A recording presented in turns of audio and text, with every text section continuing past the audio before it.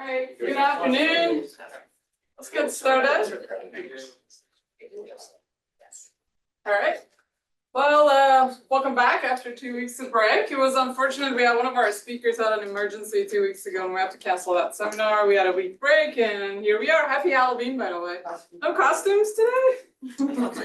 So my son is Rumi from K-pop Demon Hunters, and we did the whole braid and everything. I was gonna do it myself today, but I had an 8 a.m. meeting and I couldn't quite weave it in. But that's my plan for tonight.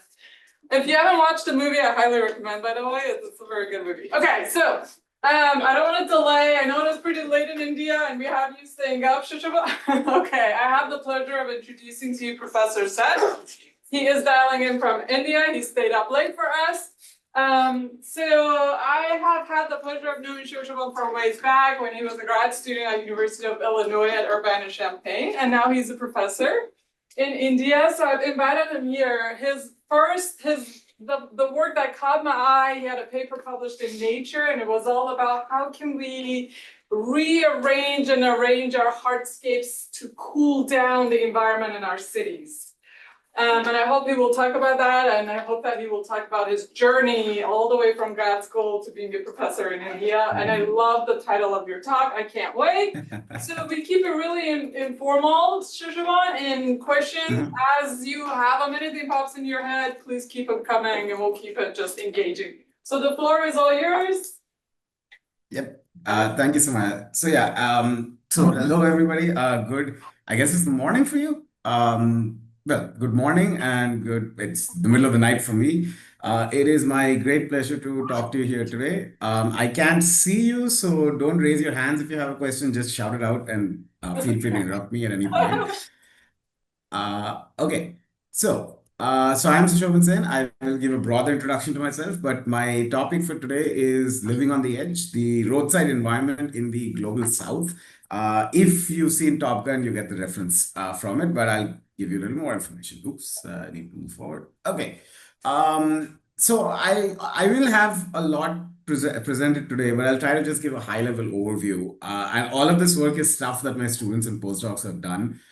So all the mistakes are mine and everything that was right was theirs. A little bit about me before we begin though. So Sumaya had a brief introduction. I'll tell you a little bit more about myself. So I'm Sushobhan.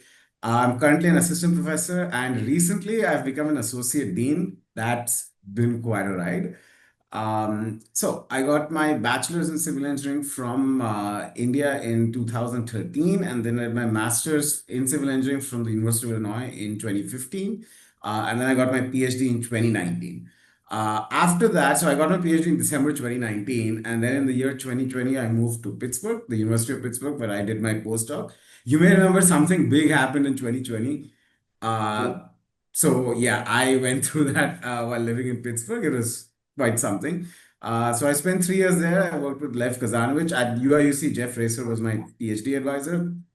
After that, I moved back to India in the December of 2022, where I started as an assistant professor in India. So I'm coming up on 3 years nearly. And as I mentioned that as of September of this year, I've been made an associate dean and of all things of campus management. So when I said I wanted to be a civil engineer, I wasn't sure I wanted to do all this. But anyway, I get to make sure the roads work and the water works. And then when people complain about it, they complain to me. Anyway, so my research interests are I've got a pretty diverse set of research interests. I mean, primarily, I like to do anything that has a lot of math in it. And you'll see some of that in today's presentation. So my research interests are in pavement engineering. I do a lot of computational mechanics. Sustainability is something I'm very interested in. Recently, I've been doing stuff in climate change. So I've been doing quite a lot in climate for some time, but climate change has been relatively new and it's an interesting new world. Outside of all of this, besides what I do in the university, I'm also secretary treasurer at an organization called ISCP, the International Society for Concrete Pavements. It's a really great organization. You should join if you're into concrete pavements. I'm an editorial board member for a Springer journal called Discover Series, and I'm a life member of something called TRGI. So that's the Transportation Research Group of India. It's kind of a bunch of academics who are really interested in transportation in India. We form a group, we have a fun conference, we talk to each other. So I'm a member for life. Life apparently means the age of 60.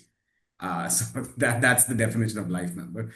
Okay. I have a number of journal publications, conference papers. I think those numbers are updated over there, but whatever. Some patents, disclosures, etc. But I won't bore you with the numbers. A little bit about my lab.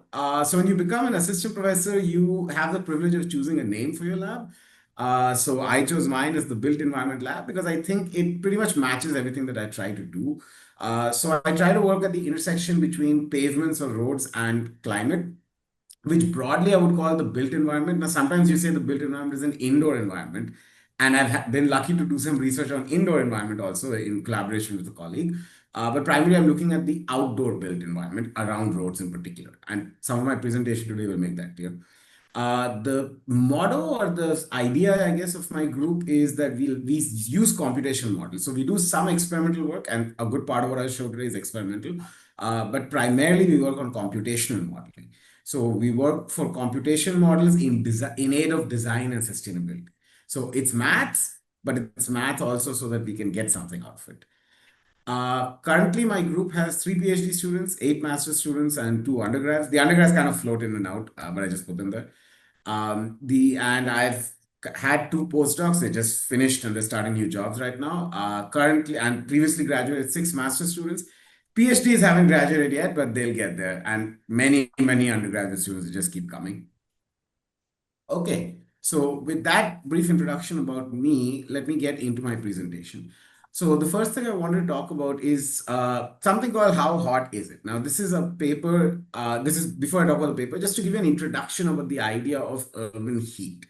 So this figure shows you the percentage of the world's population which lives in urban areas. The black line sorry, the blue line you see over there, that's the world average. In the year 2020, the world average actually crossed 50%. So right now, more than half the world's population lives in urban areas, but there is a distribution of that depending on the income of the country that you're in. So for example, in high income countries like the US, the number exceeds 80%. And in some of the smaller, richer European countries, that goes above almost nearly 100%, in fact. Whereas if you have low income or middle income countries, the number is not as high, but it is growing pretty steadily. And we do expect that in the the rest of this century, all the growth in the urban population will come from those middle and low income countries. And so the trend is clear that there's urbanization, it's happening very fast, and that has a lot of problems with it. The problem which I spend a lot of time, spend on my PhD and still do some work on studying is on the urban heat island. So the urban heat island, here's a formal definition of it. So it's a sustained increase in temperature in urban areas as compared to adjacent rural areas. Now, that's a long way of saying that cities tend to be hotter than the rural areas that surround them. And the reason for that, this has been studied for quite a while. It's been studied for over 2 centuries. But even there's still a lot to do, as I'll explain today. So some of the causes for this, which are well known now, are low albedo surfaces. So albedo is the reflectance of the surface. Approximately, there's a little more nuance to it. But let's say if you've got X percentage, if you've got 100 units of sunlight falling on a surface, and let's say 50 units bounces off of it, then we say the albedo is 50 over 100, so 0.5. There are also issues related to turbulent dissipation of wind and air pollution. So in cities, you essentially create these artificial canyons and you change wind flow patterns. In that process, you can end up actually trapping heat and pollution inside the urban area itself, which is something we call the urban canyon effect. There is, of course, the most obvious anthropogenic heat. That's heat that people create. So your HVAC system, cars, anything that generates heat, that is a source of the urban heat island. And then the last one there is the one where I focus on because in the last 3 years, that's what I've been looking at, which is decreased latent heat. If you go back to, I guess, high school or some of the time when you studied heat transfer, so latent heat is the heat which is absorbed or lost by a body without any change in temperature. So that's what happens when water evaporates or water freezes. In particular, in an urban environment, latent heat comes from vegetation. So that's evapotranspiration, as well as water bodies. And when you urbanize an area, you tend to lose a lot of vegetation and you tend to lose a lot of water bodies. And so that's one more reason why urban areas tend to be pretty hot as compared to rural areas. Now, so that's kind of the overview of it, but a little bit more nuance if I add to it. So the classical definition is the one I just gave you. The sustained temperature difference between urban areas and adjacent rural areas, that's kind of what everybody will give you as the definition. But there is some there is a caveat in this that the definition itself assumes that the entire city has a temperature and the so-called rural area around it has a temperature. So we assume there's a homogeneity in the temperature. And typically then we assume that over larger spatial scales, that's typically greater than 1 kilometers, we average out the temperature, we assume there's a uniform temperature. So we see here that there is an issue of scale here as well. And there are actually three types of scales we're concerned about. There are the horizontal scales, which is the one I just discussed, vertical scales, and the temporal scales, temporal meaning in time. So if we talk about horizontal scales, the what we have on the top left here, we call that a mesoscale. So if you're interested in, say, a city and its adjacent rural area, that's a distance of maybe 1 to 1,000 kilometers. And I'm going to be using metric throughout, so I apologize already. But if you are looking at those sort of distances, we call that a mesoscale study. If you're looking at even larger distances, say across a continent, then that would be called a global study. But if you're looking at temperature variations within a city, so let's say the difference from one block to another, or even one part of a block to the next part of a block, then we call that a microscale study. In the vertical scale, we can study the urban heat island right at the surface, so literally how hot is the ground. A lot of studies which use remote sensing use this because this is what satellites can actually pick up. Or we can study the urban heat island right at the top of the atmosphere, because if you have a kind of a bowl of heat over a city, that tends to rise and that has certain effects on what's called the atmospheric boundary layer. But the layer which is really, in my opinion, is the most relevant as an engineer is the canopy layer. So the canopy layer is about 1.5 to 2 meters above the ground. That's roughly the head or the height of an average person's head. And that's really where you sense heat.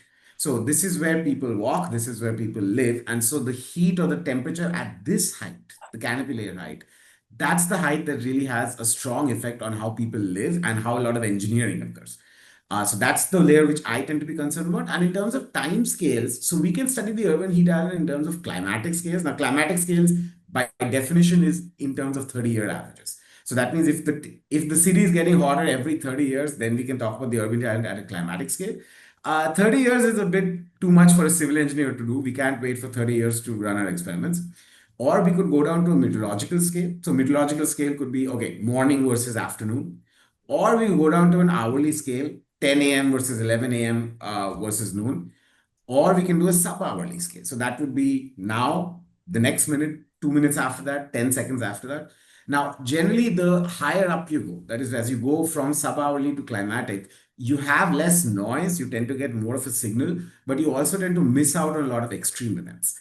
That is, you don't pick up the highest temperatures or the lowest temperatures. So you can miss a lot of information in the calling that noise. On a sub-hourly scale, you tend to have very little signal. You have so much variation from minute to minute.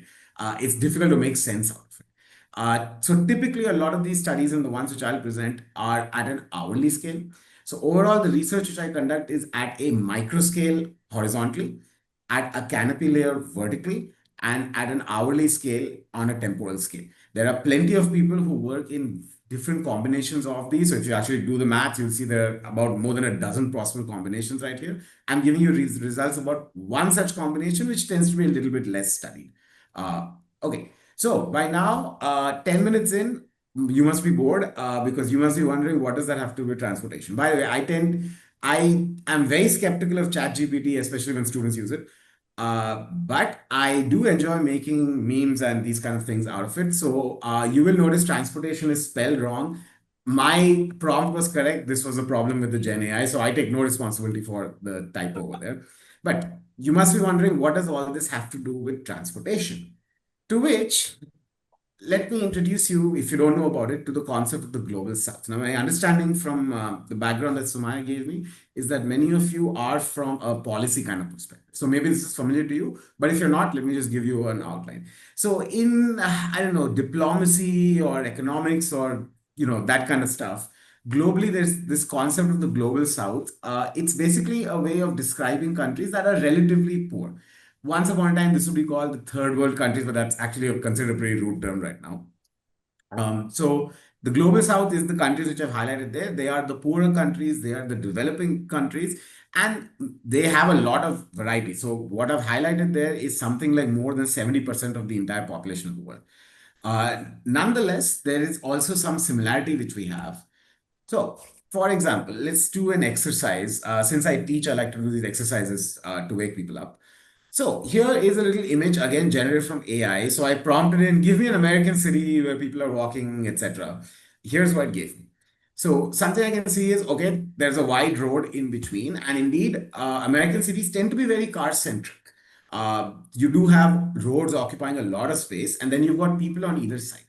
So you've got sidewalks, which clearly you're able to see over there.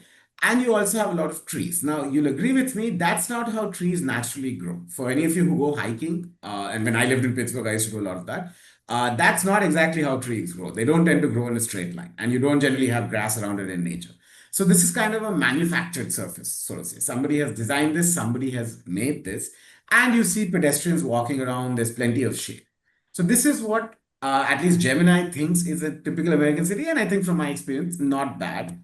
So then here is the next one. I asked you to give me a typical, to say a typical city in India is difficult to say because the population is high. So you can find this in Indian cities. You can also find this one in Indian cities. But if I pick up this one, which is where more people tend to stay, the differences here are pretty stark. So firstly, there is a road, but it's not just for cars. You do have motorcycles, that's common, but you also have pedestrians walking directly on the road in between the cars, so to say. What you see is you do not have those nice little sidewalks and the lawn between the sidewalk, the grass between the sidewalk and the road. There are stores over there, there are businesses, there are even homes right adjacent to the road. And there is a tree, but that's clearly that tree has probably been there for a really long time. So it's just in the middle of nowhere. That means these settlements or these homes or businesses that you're seeing around it, they kind of just grew up around the tree instead of actually being planted there on purpose. So, with this mental exercise, here are some differences we can find between these two. First of all, in the global south, so I'm taking India here as a reasonable example of the global south. So, in the global south, roads are not just for cars.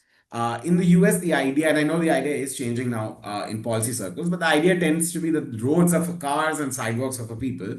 In the global south, that's not the case. Roads are for people too.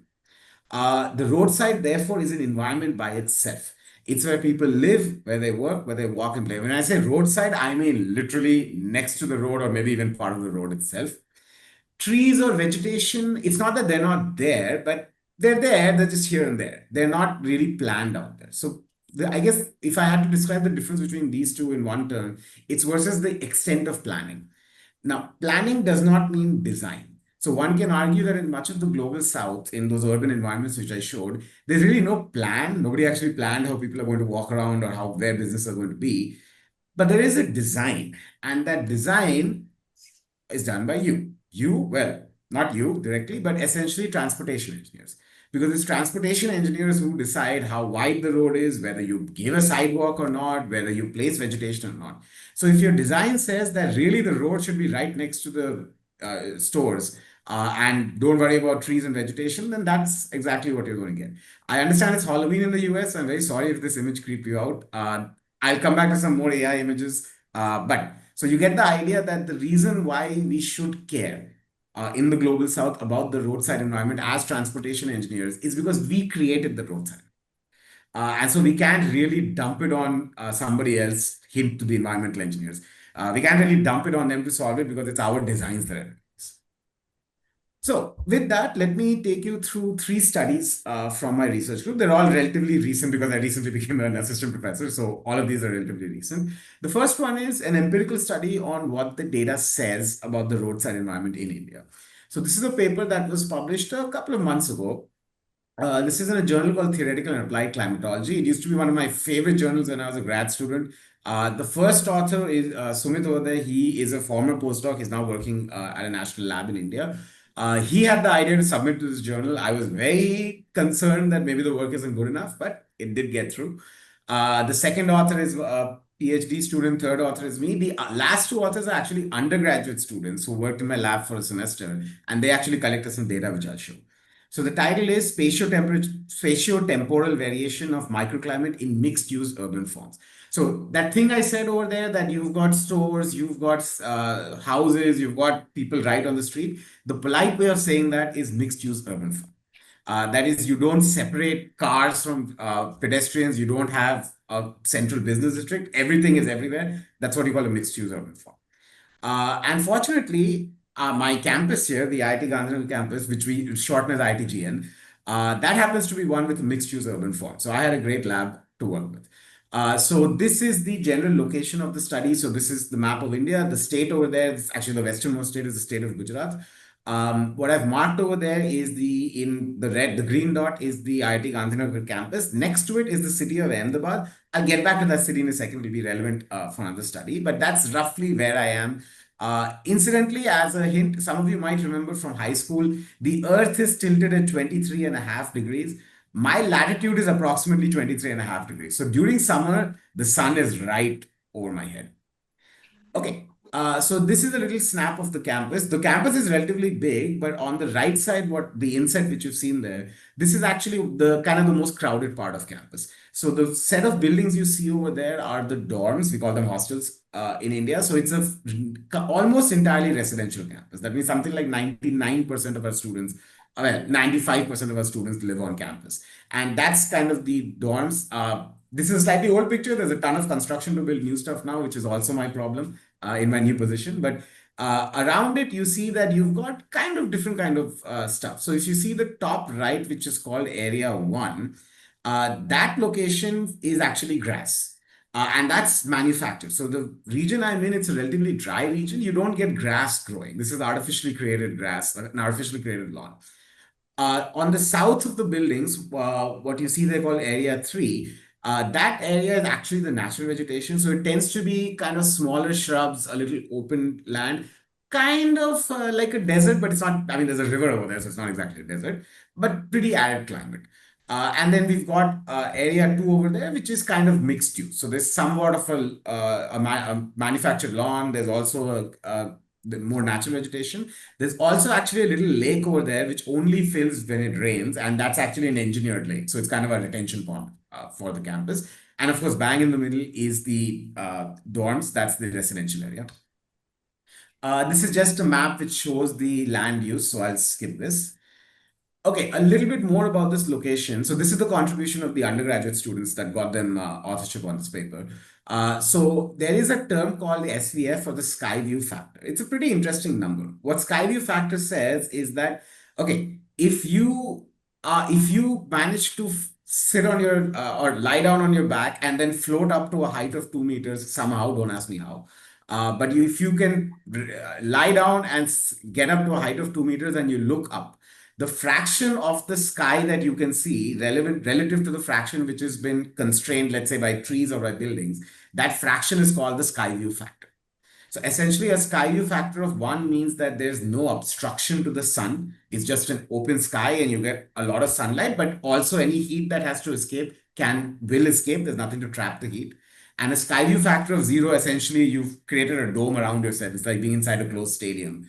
And therefore, you don't see the sun. And likewise, any heat produced stays inside. So you can measure it using something called a fisheye lens and a camera. And there are some really, really interesting algorithms to do this.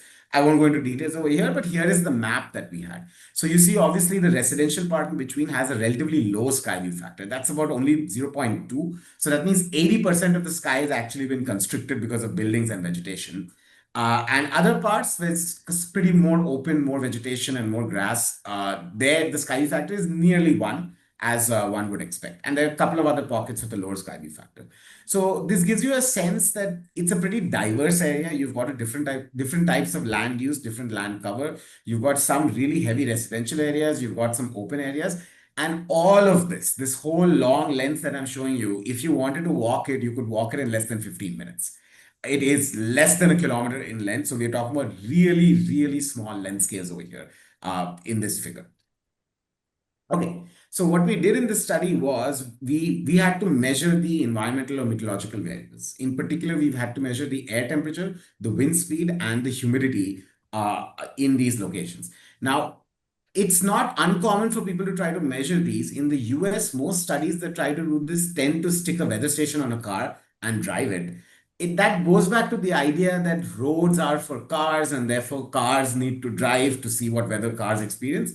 But one of our main ideas here was, because mostly people walk and you have a lot of pedestrians, we need to have something that walks with us or that we can walk along with and conduct the experiment. So we can put our sensors on a car. So with my startup project at the university, I developed this little platform. It doesn't look like much, but it does the job. This is called the Wix cart. Wix is what meteorologists is a short form used for weather. So weather cart is actually how to read this. It's just a cart. It's a nice little thing we made up and generate, and we put a bunch of sensors on it, and it's pretty sturdy, so we're able to carry it around to a lot of places. We actually now have a version 2 of it, which is much lighter. It's made of aluminum. You can just lift the whole thing with one hand. And this one is made of MS, so mild steel, so this is a lot heavier. So we put this thing together, and then we went around campus. So each of those areas which I showed, 1, 2, 3, 4, we designated what are called transects in each of them, and we went around collecting all the data. So here, and it was a longitudinal study. So we actually collected the data over a year. Now, I should tell you, in a lot of studies that tend to try to measure empirically the urban environment, the temporal scale tends to be a problem. People tend to measure it for a day, a month, and then leave it at that. So one of the big things we wanted to do was to measure it over an entire year. So we actually went out and did these measurements once in 3 years. And when I say we, I mean my student and my postdoc did. I just stayed in my office. No, I went out for a little bit, but they did most of the work. Okay, so we did the test. Whenever we went out for testing, we did it in the morning and the afternoon, so AM versus PM. Now, technically, they cut it off at 1 p.m. as the difference between them because they went to have lunch at 1, but let's just say morning and afternoon for here. It was a longitudinal study, so we did it over 1 year and we measured it in hourly scale. That means we measured over a representative hours, roughly in the middle of the period.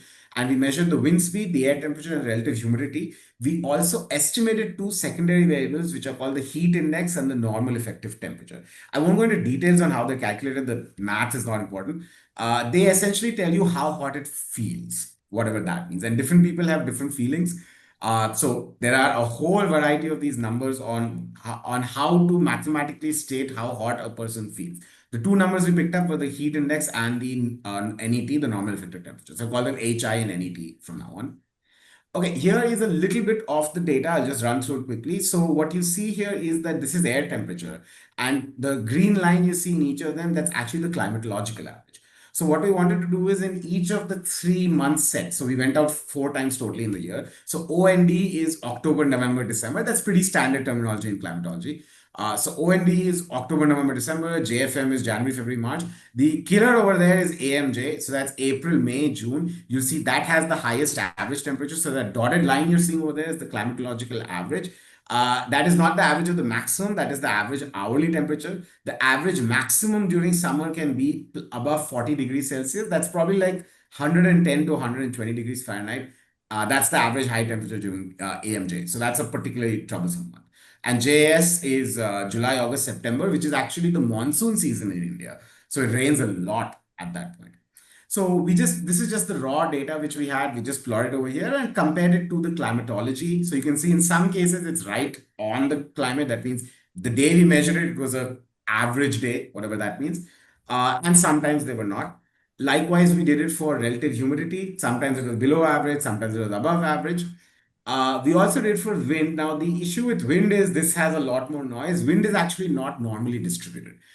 So it's not strictly speaking appropriate to compare it to an average. But anyway, we just did that. So the fact that it seems that all our wind measurements were below average is not actually the right way to look at it because we're assuming wind is a normally distributed random variable, which it's not.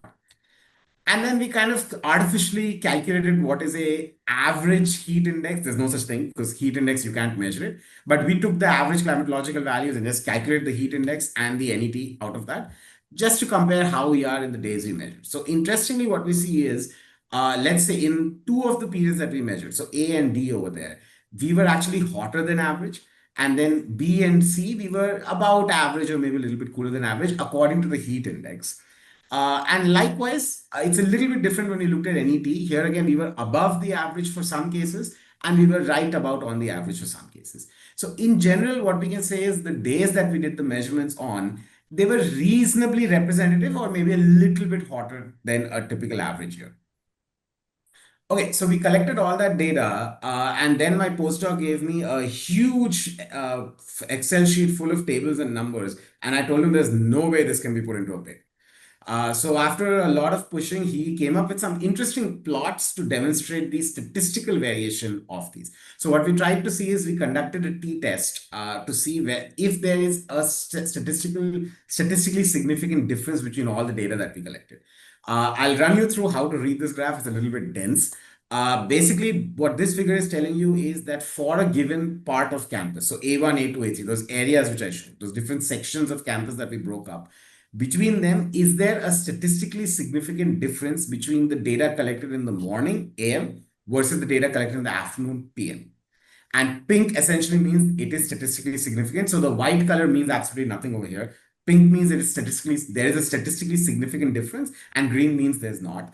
Needless to say, the whole thing is pink except one box over there. So what we found is that within the same area, the climatology varies whether you're in the morning or in the afternoon. Now you might say, okay, that's pretty obvious. The morning is hotter than the afternoon, so that's not a great finding. So then we went further. We went to the statistics of the areas themselves. So the next idea was that in the morning as well as in the afternoon, so looking at those separately, is there a statistically significant difference between the different areas themselves? So the way to read these figures is as follows. For each of those 4x4 boxes you see over there, skip the diagonal. Above the diagonal represents the morning data, and below the diagonal represents the afternoon data. So pink represents, what pink says is that between two areas, so between two parts of the study area, there was a statistically significant difference in their meteorological variables in the morning or in the afternoon. So it was morning versus morning and afternoon versus afternoon, but it was area versus area. And again, here we see with the pink and blue, essentially with a couple of exceptions, there was a statistically significant difference. And then the third figure, again, there's a lot of data contained inside this figure. But the third figure is pretty similar. In this case, we wanted to see that for the same area, so area 1, 2, etc., and for a particular meteorological variable, was there a statistically significant difference between different seasons? And the result is yes, there was a statistically significant difference between seasons in the morning as well as in the afternoon. So what we concluded from this very empirical study is that there is significant heterogeneity in the urban microclimate in these mixed use environments. And again, I remind you, the length scale here was in the order of tens of meters. It was very, very small in terms of length scale. So the roadside urban microclimate has sustained significant variations in the meteorological variables. And so that basically means things change at a very small scale. And so then we're trying to analyze and figure out how do we predict how things are going to change. It's pretty complicated. There is a concept in urban heat island studies called local climate zones. And then there's something which we've introduced called a local microclimate zone. I won't go into details, and we did provide a framework in the paper on how to do them. But I guess what the meaning of this study, which I'll leave you with, is that there is a lot of variation in the urban microclimate in mixed-use urban forms as we see in the global south. So a lot of the models and a lot of the understanding of the roadside environment that comes from more developed countries is not really suitable for these kind of environments. Okay, so that was, feel free to interrupt me at any point of time if you have any questions on this. So I'll move on to the second study. Totally 3 studies are covered today. So I'll move on to the second study, and I called it modeling the problem. Yeah, go ahead. Yeah, we'll make a pause. Let's collect some questions. Are there any questions about the first study?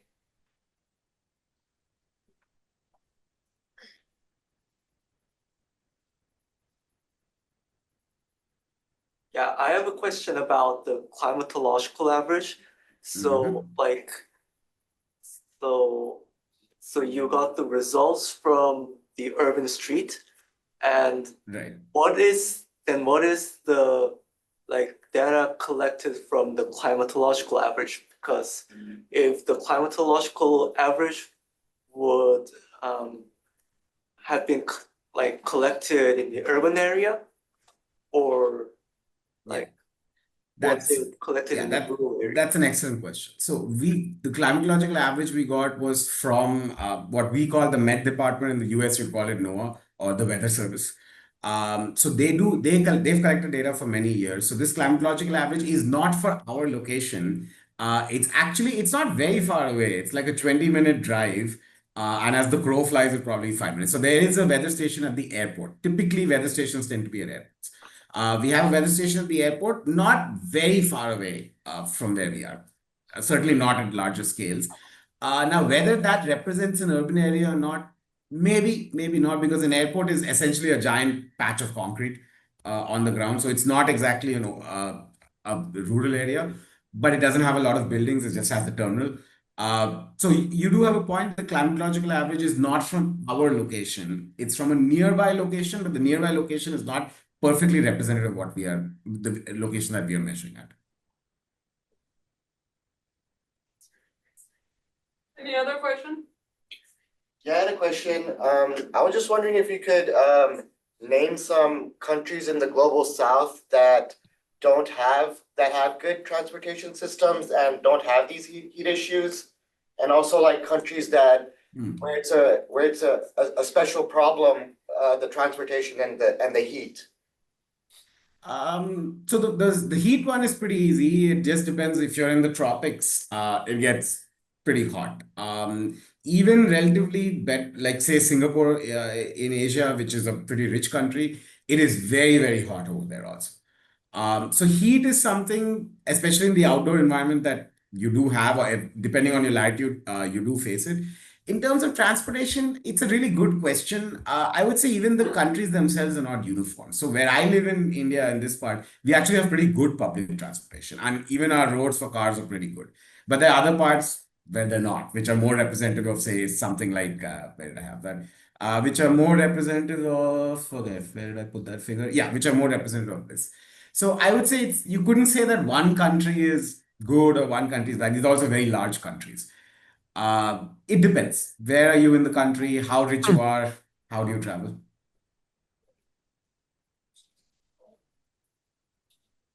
All right, thank you. Okay.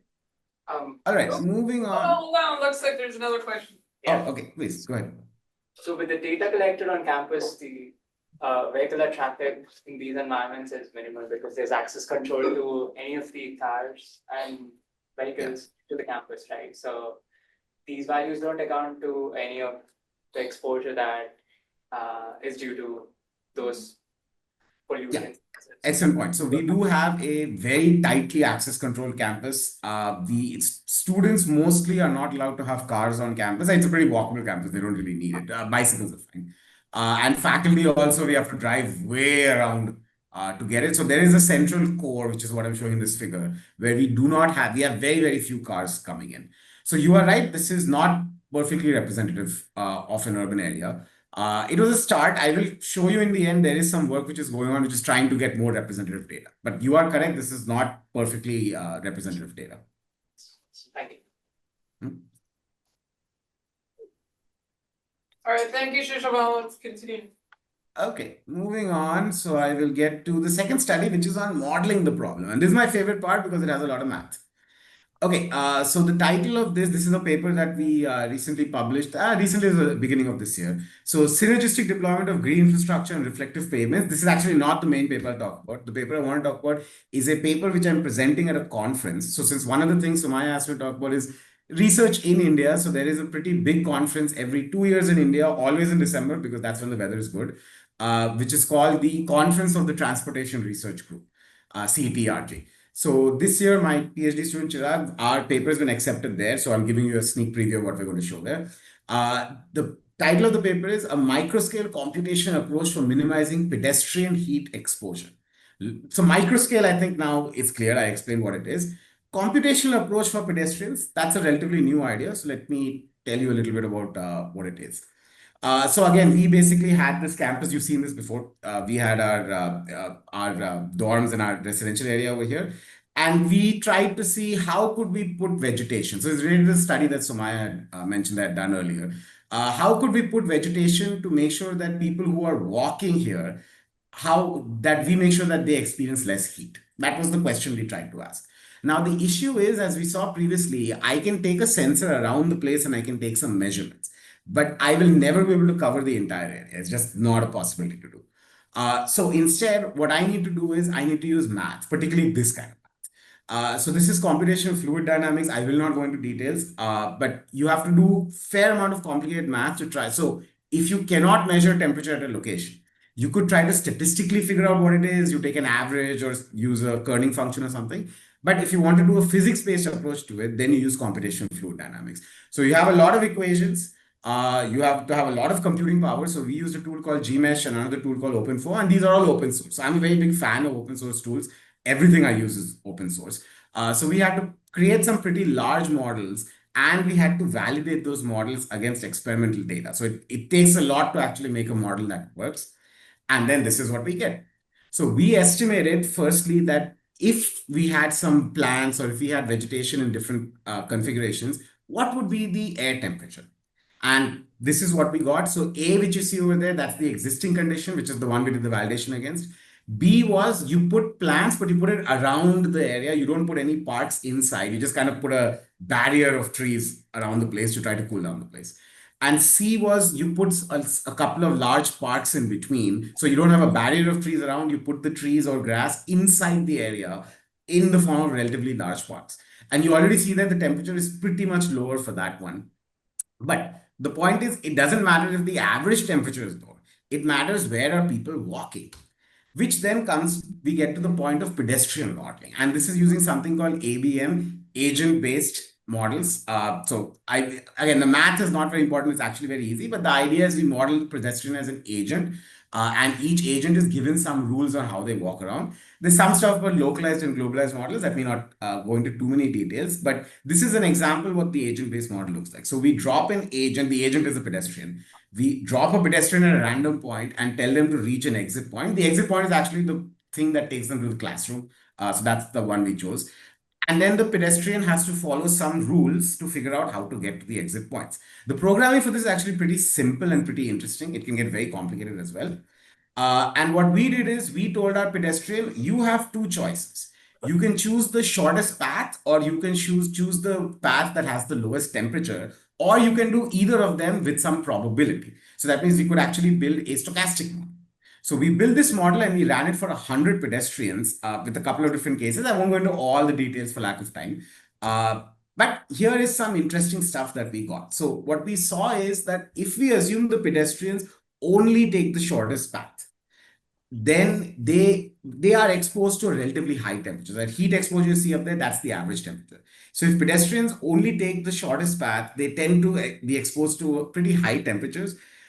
So we assume that pedestrians would want to take a lower path. So then we tried to figure that out, and we got some interesting results. That little shock face, which I show over there. So our model showed that some pedestrians are walking 51 kilometers, 51,200 meters. And the reason is basically it's an unrealistic model. So that's one case, and we had a couple of other simulations where also we had that. So essentially what we found was, let me get to the results. What we found that was, if we assume that pedestrians care about heat exposure, that's the assumption, and I think it's a good assumption, they do adjust their paths. They don't take the longest path, but they also do it within reason. They're not looking to just keep walking for 50 kilometers so they can avoid the sun, but they will change their path somewhat, and there is a deviation from that. However, what we actually figured out from this whole study is pedestrian modeling is really, really hard. It was pretty challenging for us to do this, and we're not done with this. We don't have all the answers. But one result which we did find was you had two options. You put the vegetation around the whole place, or you put the vegetation bang in the middle. It turns out it's better to put the vegetation in the middle. So have large parks in the middle of cities. Don't throw around trees here and there around the cities. They don't work as well as having one single location with a lot of vegetation. And when I say better, I mean better for pedestrians in the study. Okay, so that was a quick run through of the second one. Some interesting math over there, but I kind of skipped over the math. Any questions on this before I go to the last one? I have two questions. The Yeah. first is, were the green spaces consists of evergreen trees or deciduous trees? And the second question is, was also there a significant relationship in like travel changing during the winter times? Okay, that's a good question. So on the second one, we only modeled the summer since that was kind of the critical one. So in India, winter is comparable to spring in California. So there's not really much of a thermal stress. It's pretty nice actually at that time. But summer is brutal. It's Arizona kind of sorts. So we didn't actually look at winter because we were interested in the critical one. To answer your question on what type of trees, it was even more complicated than that. So you asked evergreen versus deciduous. We actually took the specific species of trees that grow in this part, and from the literature we figured out what is its characteristics. So you see in the on the left column, the last two equations there are a couple of coefficients there, CD, CP. Those come from the type of species of trees that you're trying to use. I forgot the name of the species since it's Latin, but we actually took the specific species that grow in this region and use that for the model. Thank you. Mhm. Any other questions? All right, Okay. keep going. Yeah. Discussion. All right, so I'll get to my last one. So far, I've only been complaining, and as an academic, it's a lot of fun to complain. So, is there a question? Sorry. No, that was a good joke. Okay. So, as an academic, we like to complain, but sometimes we have to find solutions too. And so that's my next part, finding a solution to this problem. So this is a conference paper which so this was as a master's student, presented it earlier this year, just last month, in fact. So the title is pretty self-explanatory, a systematic method for planning constructed shade at intersections in Ahmedabad. Ahmedabad is the city which I live near, I'll show you in a second. So I'm back to some AI generated figures over here. Okay, so far I've been saying that roads should not only be for drivers, it should be for pedestrians, but let's assume only drivers are on it. This is a pretty typical view in India and much of the global south of what an intersection looks like. So remember, this is a signalized intersection, so it's where people have to stop and wait. And in summer, that can be pretty harsh. Remember, so a lot of traffic in the global south is not air-conditioned cars. It's actually motorcycles or scooters. They are by far the most common traffic type. And there you're pretty much open to the environment, including the hot sun. So this is a typical view of what we would see in a intersection in the global south. And in India also we see this, and it's become such a big problem that there are some headlines that were made in the past 2 years on this. So Chennai is a city in the south. Great. The corporation essentially is just a way of saying the city government. So the city government actually ordered to put up these kind of shades, which you see over there at the intersections, because people were, believe it or not, people were fainting while waiting at the traffic light because it was so hot. And Chennai in particular is also really humid. So hot plus humid is the worst combination that you can get. Even in the city that I live near, which is Ahmedabad, they try to do the same thing because it's not as hot as there, but it's pretty bad in the summer. This is an interesting one because, so this is an idea of how governments work. Everybody likes to complain about everything. So one group of people complained about the heat, so they put up this stuff. And another group said, senior officials raised concern about shade blowing away during storms. Okay, but I think the shade people won out from the storm people. So this was actually there. And where the study started was actually, it was a fun study as my master's student did. It started from this one study. And the question we asked ourselves, how do they decide where to put the shade? And it turns out this is the answer. People tweet about it. I'm not joking.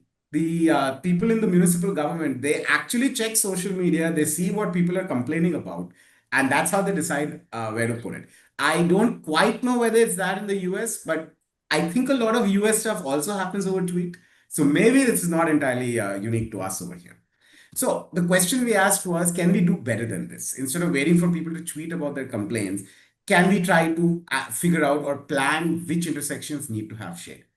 Now, one thing to understand, all intersections are not the same. So another thing about cities in the global south, they're not very well planned. So you're not going to have a grid. You almost never have a grid. Also, you can have some intersections with more lanes, some with less lanes. It's not necessarily at 90 degrees. All kinds of crazy stuff can happen, and buildings can come around in pretty random configurations also. So all intersections are not the same. You can have shade, which is cast from adjacent buildings. You can have trees and vegetation. So the question is, which intersection should we prioritize? Ideally, we'd like to put the shade on every single intersection, but that's not a possibility. I don't think that's a possibility anywhere because there are just so many. In particular, if we talk about Ahmedabad, so I don't live in Ahmedabad. I live in another city called Gandhinagar, which is actually the capital. But Ahmedabad is the largest city. They are trying to host the Olympics in 2036. Let's see if that happens. That'll be fun. But it is the largest city in the state, and they have over 500 intersections. Moreover, and this is a very, very common problem in the global south, there is no data about building topology or road morphology. So if you actually just wanted to ask yourself, how many buildings do I have surrounding X intersection? There's no way to get that answer.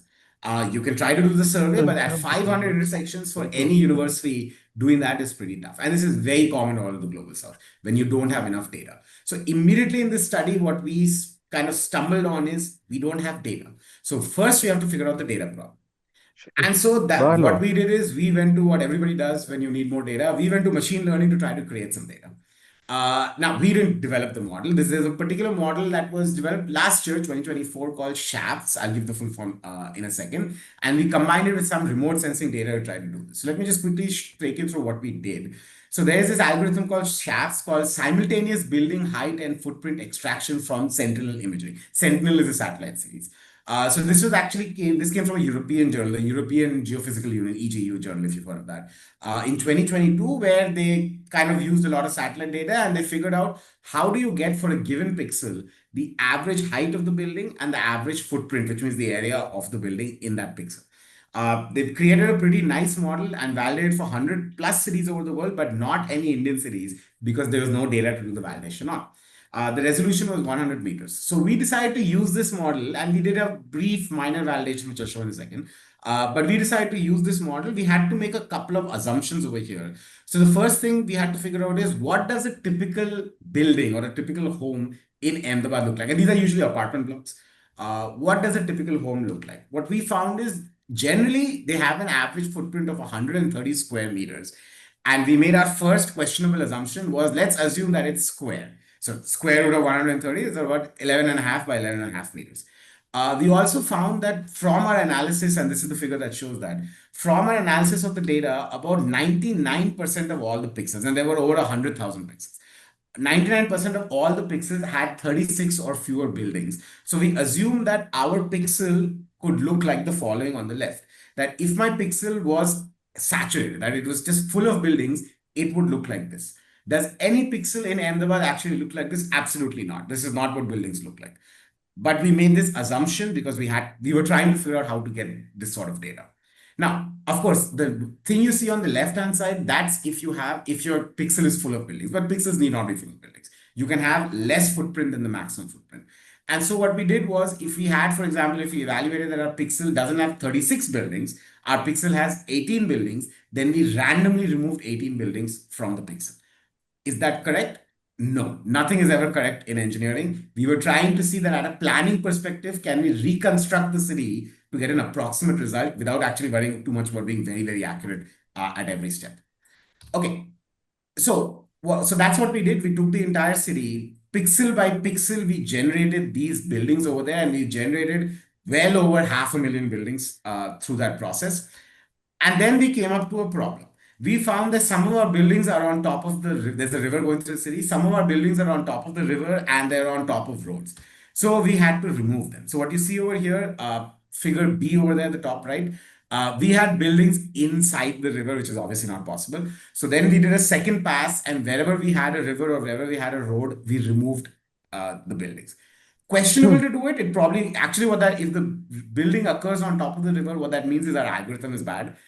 But instead of fixing the bad algorithm, we fixed the data. But again, we made a lot of questionable assumptions to try to see if we could get to an answer. I was told recently at the conference that I'm not the only one who got this idea. People who work in transportation planning and are trying to do travel demand modeling, they also do some kind of stuff like this. So maybe I'm not completely guilty.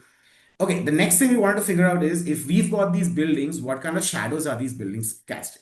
And we again have only focused on the hottest months, that's April, May, and June. So for every week of the month, what kind of shadows are being cast at a resolution of 1 meter. So we use this nifty little Python library called BD stands for building. So Pi building shadow. It's a pretty nice algorithm. It's a ray tracing algorithm. Ray tracing is essentially if you've got a beam of sunlight and it hits something, where is the shadow forming? So, and this is used very widely in video games.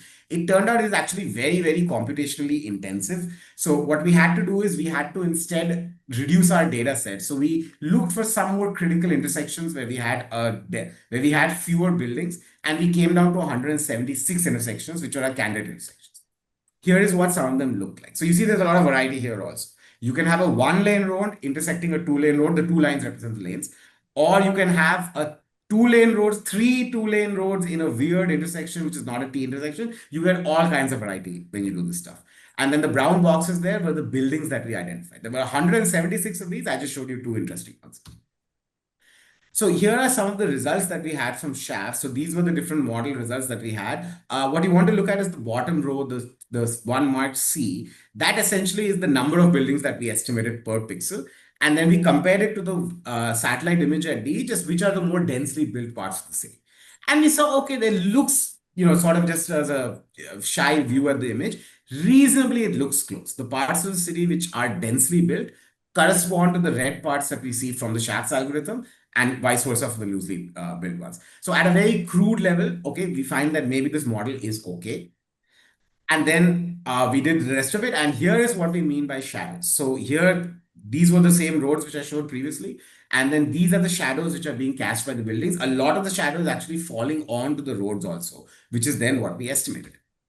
And here's finally what we got. So on the x-axis, it's kind of a time series. So we are going from the beginning of April to the end of June. So those are the hottest months of the year. And then the y-axis, what we're seeing is what is the average amount of sunlight that falls onto the road. Now, firstly, we can see that overall it does increase because as you progress through the summer, the sun is getting higher overhead. So that makes sense. But if you pick up any one of those days, we see there's quite a lot of variation. There are some intersections with almost 14 hours of sunlight falling on the intersection. There is no shadows whatsoever. But there are some intersections which have 8 hours or even less. And again, this is over the day. So we're mostly only concerned in the afternoon. So 8 hours could just mean it's during early in the morning or late in the evening, and it's not too hot at those times. So what that means is that there is an opportunity over here. Let's say if you are the city government and you don't have all the money in the world, so you need to figure out where to put constructed shade. Well, one option is you could say that I do not want my drivers to be exposed to sunlight for more than 10 hours or 12 hours. Okay, so then we go back to the figure and figure out, okay, which are the intersections which are exposed to sunlight for more than 10 hours? Those are the ones where we should make constructed shade. Or let's say I can't do that. I have enough money for 10 intersections for this year, take it or leave it. Okay, I pick out which are those 10, which are the worst, which are the top whiskers over there. And then I constructed on them this year.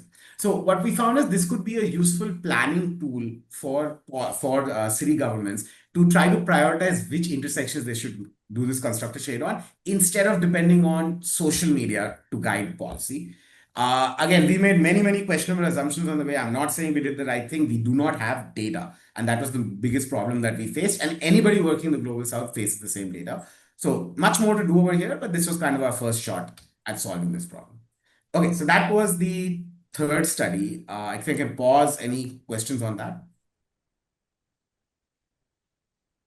Sure, I have a question. Was there like a minimum usage or traffic threshold that an intersection had to be? Yeah, that's a great question. So one thing which we did not do was to wait by traffic. Another reality of doing research in the Global South. There's no traffic data. In the US and many other countries, you guys have loop detectors, which is measuring traffic even in every little town. In India, they tried loop detectors, and for various reasons, it was a spectacular failure. It just doesn't work. So while we should have waited by traffic, and by the way, not just motorized traffic, also by NMT is non-motorized traffic. So we should have waited by pedestrians and even animals because that's also a thing. We just didn't have data to do it. Okay, thank you. Mhm. Okay, so I was wondering if you had data about how long these shades lasted and how they interacted with rain and stuff like that. Does the rain fall through? Does the rain Yeah. make them age faster? Does it get bigger drops on people? I mean, I know that's kind of weird, but if we're No, thinking it's a about pretty good question. So one thing to understand about the climate in India, like the Western US, we are a monsoon climate. So what that means is we get 90% of our rain in essentially June, July, August, and September. So during the months when the shade was made, there was essentially no rain. It was pretty hot summer last year. So there was no rain. And then once the summer ends and the rain starts, the city government actually removed them. They didn't make a lot of these, by the way. They made like less than 10 because people were complaining about it. So they apparently didn't want to take a risk of it blowing away in the wind, so to say. So how long does it last over the year? Nobody actually knows. And what material is it made of, which I can show you in the figure. You can probably take a guess, but it's actually just fabric, textile, because it's cheap. Uh, it's not it's not GI or some kind of a fiberglass or something. It's just fabric and textile because it was cheap and fast to make. That's what we use in California at festivals and stuff, so I've seen that up before. Okay, so we are not the only ones who found the solution. Sushobhan, one more thing I've seen in cities is like a mister. You know what I'm talking about? How about that? Like, how about like having these sprays at the intersections? Yeah, so I was last month I was in Australia, Penrith for the ASCP conference, and they had a mister over there. Problem is humidity. Yeah. They do not work if the city is really humid. I invite you to guys to look for Chennai on the map. It is right next to the coast. I have been there twice and I ran out both times because it is massively humid. So misters are fine in pretty dry climates. In humid climates, they just make it worse.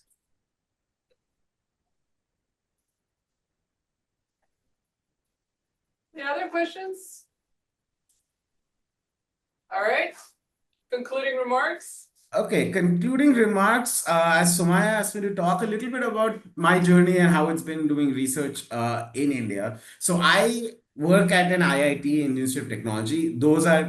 I mean, we don't use the term in India, but the equivalent in the US is we are the public IVs. So there are 23 campuses, and there's one more university called the Indian Institute of Science. These are kind of the premier research institutes in the country. I would say a vast majority of the engineering research happens at these 24 universities, which we have over here. There are several good private universities also right now in India. They do struggle somewhat with financing. Philanthropic financing is somewhat newer in India and it's picking up. But essentially, a huge part of the research happens in public universities. I am a product of this system. So, in one of these systems is where I did my bachelor's degree. And then I came back here and now I'm a professor in the system. And I would say we really like it when that happens. We like it when our students, and now as a professor, I can say our students, we like it when our students do well here and then go abroad, do really well, and then come back again and come back and contribute to the system. It's seen as a really good thing to do from a social perspective. Okay, in terms of research in India also, so this is a little study I picked up from Clarivate. So Clarivate is a platform, it's actually owned by Reuters of all things, that essentially keeps track of citations and that kind of stuff. So I'll read this out. So in Insights, which is a platform that collects citation data, it shows that in 2013, when India had a new science and technology policy, the nation was ninth in terms of the number of papers published. By 2016, it was up to fifth, and by 2024, it published more than the UK. So it was behind China and the United States overall. So purely in terms of numbers, in the last 10, 15 years, 10 to 12 years, research in India has really picked up a lot. Indeed, I would say at this point, as a faculty at a public university, research is very important. It is probably the most important thing. It's important for you to be hired. It's important for your promotion. It's important for prestige if you care about that. And you'll be surprised how much academics care about prestige and bragging rights. So it does make a big difference. So an interesting story, I have a colleague over here, he's an emeritus faculty, way back, like 40, 50 years ago. And he told me he became an associate professor because he got good teaching scores in from a freshman class. That doesn't happen anymore. I can say, I'm not sure if it's a good thing to say, but teaching scores really don't matter too much anymore. Your research matters, the funding you bring in matters, the papers that you publish matter. So in that respect, in India, just within one generation, the entire research environment has changed a lot, and it's really important to do research.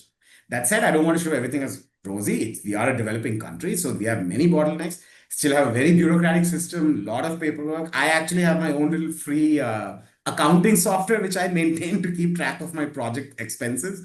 I don't know if Samaya has to do that, but I definitely do it. There is some amount of protectionism, which is also rising in the US in the sense that, hey, we don't want to import this, we put a tariff on this.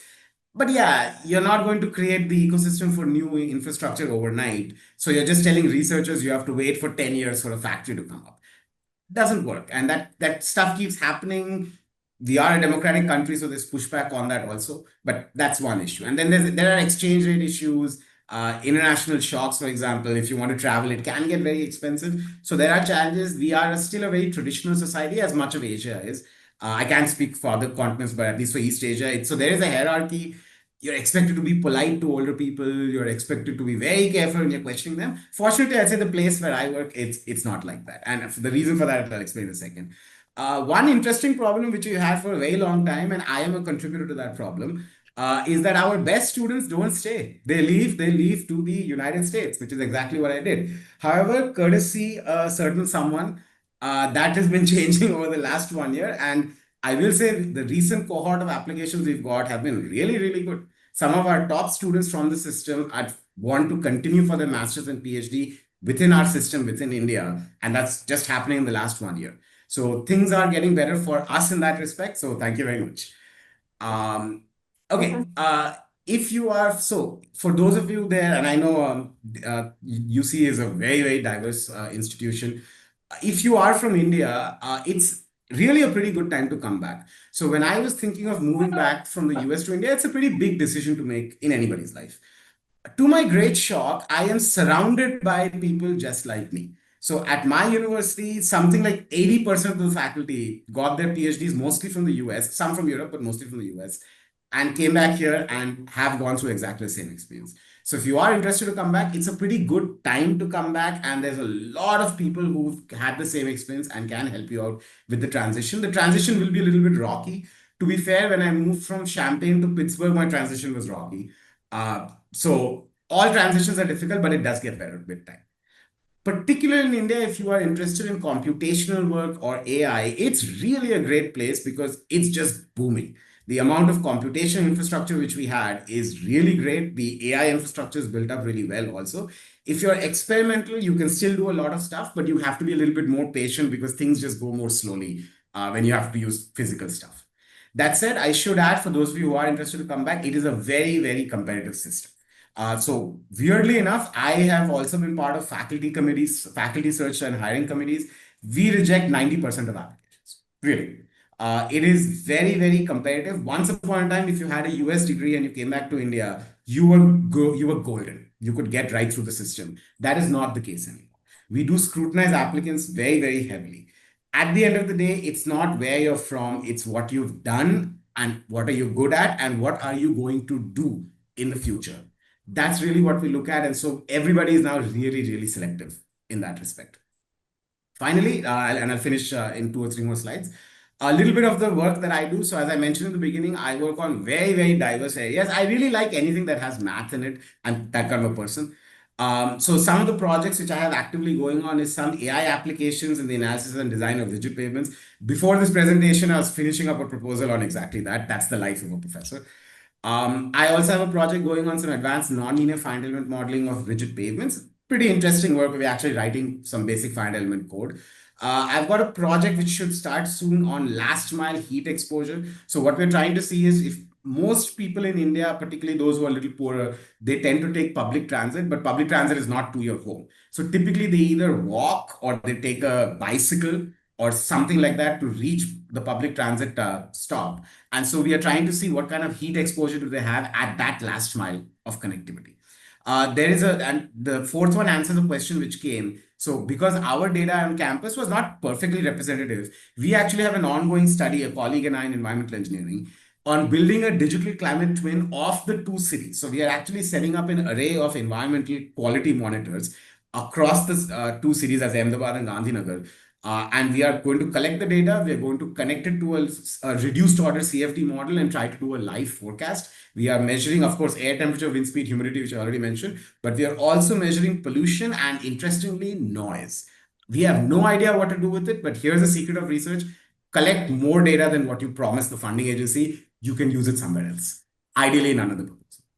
Okay, doing a little bit work on disaster mitigation, and I'm not entirely a computational person. I do some experimental work. So I've got one project going with a colleague in structural engineering on textile-based concrete composites for building insulation. I'm doing the building insulation part. He's doing the textile waste. And I've got a project on non-destructive testing on Indian highways. Because India right now is probably building the most highways in the world per day by far than any country. And there's a lot of concern about quality because it's just we are in the mode of just building, and I'm pretty sure within 10 years, we will regret what we did. So a lot of concern is happening right now in terms of quality. So a project which I have with some other colleagues is on trying to see how we can use non-destructive testing to quickly evaluate the condition of the road and try to find ways to fix it. And many, many more, which I will not take time. All of this is impossible without my students. This is about half of my group. This was the day before I became associate dean. So I don't know. I don't know what they were celebrating. They should be really sad that I'm going to cancel half the meetings now. But I bought them some pizza, and that wall you see back there was an artist who came 2 years ago and made some kind of wall. So I'm not a good artist, but it looks good to me. So thank you to my students. They are the one who do everything. Without them, I would do absolutely nothing except shout at people. Okay, one final plug. We are hosting an international symposium next year in January on AI-driven CFD. I do some CFD also. So me and a couple of faculty in mechanical engineering, we are putting together this symposium. If you happen to be around India in January of next year, drop me a word and I can hook you up with this information. We'd love to have you here for the symposium. Finally, how do you get in touch with me? I put my email there, my LinkedIn. I have a lab website. It needs to be cleaned up. I know HTML programming. I just don't have time to make it prettier. I'll get it done at some point. Okay, so that's all I had. Thank you very much. It's a great honor for me to have presented, and many thanks to Samaya for inviting me. I think final interaction or final questions. Thank you. Hey, on the list of the ideas you're working on, I also thought your work would be very relevant to construction workers' heat exposure. So I do have a project which I started with a colleague in computer science on it, some Internet of Things devices on for construction workers. Okay. For some reason, it didn't move on. We tried to submit a proposal and just missed the deadline. Kind of have to get restarted. Okay, all right, sounds good. All right, any other questions for our speaker?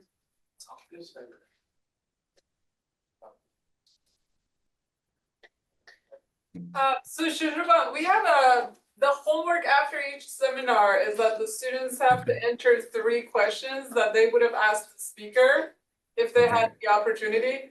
So I'll download that and I'll share it with you. If you guys thought of really interesting things you want to share with Sushobhan or questions you came up, I think you might be interested to see some of the questions. Would you like to see them? Okay. Yeah, that would be very exciting. I might get some research ideas from them. That's how you get ideas, by talking to people and asking questions. Exactly. Ideas don't come out of thin air. I agree 100%. I'll share those questions with you. Any last minute thoughts? Do you guys want Sushobhan to stick around for a few minutes? You guys can come forward and talk to him. We can make it a little bit more informal. If you guys want to leave, go ahead. Have a great Halloween and weekend.